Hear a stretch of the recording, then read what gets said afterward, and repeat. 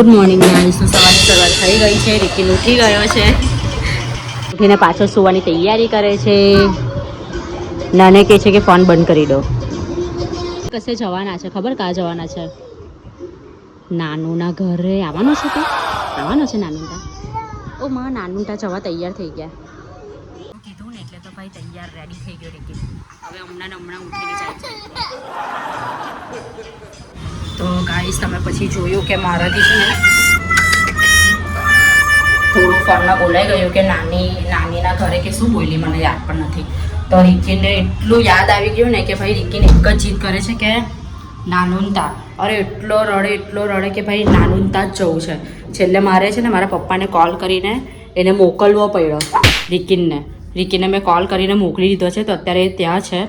તો હવે મારે ફટાફટ કામ કમ્પ્લીટ કરીને ત્યાં જવું પડશે, કારણ કે એને શરદી પણ થઈ ગઈ છે પાછી. એના માટે ત્યાં પણ રડશે. એટલે મારે છે ને ફટાફટ આ કામ હવે થોડું ફિનિશ કરું અને હું ત્યાં જાઉં. તો તમે આજે બ્લોગમાં બન્યા રહેજો, કારણ કે હું આજે જવાની છું મારી મમ્મીના ઘરે, અને ત્યાં મારી બેન અને એની છોકરી રચલ પણ આવવાની છે. તો તમને મજા આવશે બ્લોગ જોવાની. હલો ગાઈસ, કંઈ નહીં, સ્ટીલ હું હજુ અહીંયા જ છું. રિકિન સારું છે કે ત્યાં રમે છે રિકિન, અને ત્યાં મારી બેન એ લોકો બધા પહોંચી ગયા છે ને ત્યાં રમે છે. માનો નહીં, પણ ટોટલ મેં કહ્યું ને કેટલા વાગે 10 વાગે સમથિંગ એ ગયેલો છે.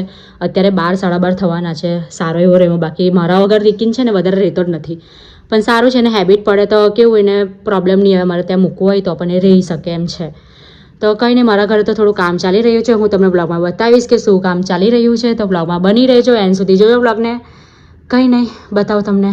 તમે જોઈ શકો છો આખા ઘરની હાલત. અહીંયા કામ ચાલી રહ્યું છે.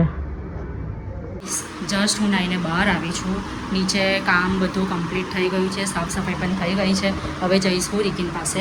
જોઉં છું રિકિન શું કરે છે. 4 કલાકથી એકલો છે. ત્યાં જઈને જોઉં છું એ શું કરે છે, તમને હું બતાવું. તો આ કામ ચાલી રહ્યું હતું, જેના લીધે મેં રિકિનને મોકલી આપ્યો હતો મારા ઘરે. હાય કર, હાય. નો ખમણ.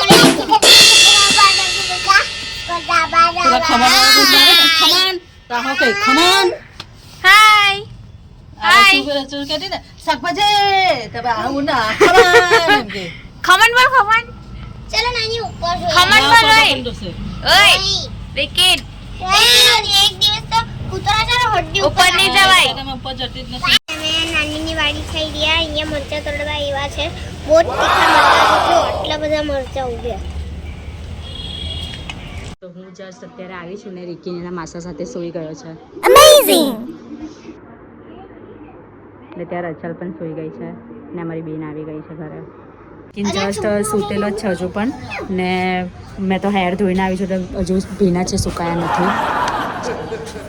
કંઈ નહીં, આ રચલ ડાન્સ શીખે છે. એને તેની માસી શીખવાડે છે, ધ્રુવી માસી. તો આપણે સો ગાઈસ, આ બ્લોગ હું અહીંયા જ એન્ડ કરું છું. તમને બ્લોગ ગમ્યો હોય તો બ્લોગને લાઇક એન્ડ ચેનલને સબસ્ક્રાઈબ કરી દેજો અને સપોર્ટ કરતા રહેજો. બાય.